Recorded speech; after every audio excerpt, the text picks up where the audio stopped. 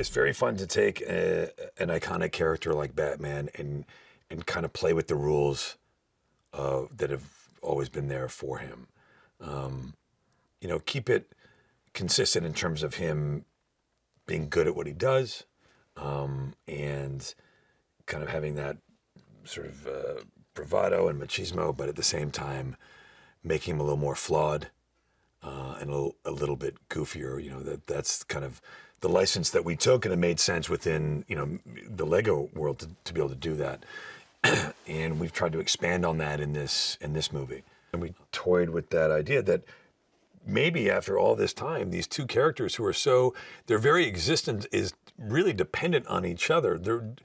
Joker is only a bad guy you know, as much as you know, Batman exists to allow him to be a bad guy, and vice versa. And so they are in a relationship in that sense. They do depend on each other. And what would happen if they both took a step back and understood that to be the situation? Robin's in the film, which is great. We have Mike Cera playing Robin. Super fun. Obviously, Michael and I worked together years ago on Arrested Development, and I was so excited to hear that he was going to be that they want him to do it. And I actually wrote him an email and I said, I know that they want you to please do this.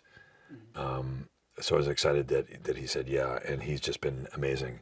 And Michael brings this great sort of wonderment to Robin, you know, Dick Grayson, who shows up into Batman's life, and Batman kind of has to take care of him, and all of a sudden from that is born the character of Robin, and we get to see the genesis of that, and it's really, really cool.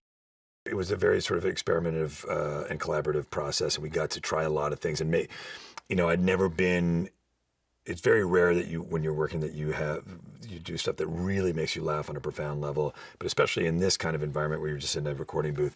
But we had countless times where we had really big laughs, and we were making each other laugh and surprising each other, and that sort of element of surprise came across in the film. I think that a lot of that stuff made its way into the movie, stuff that we just kind of created in the moment. I want people to come to this movie. I want them to laugh. I want them to connect with Batman in some sort of real way and connect to the story. But ultimately, I want them to have a good time.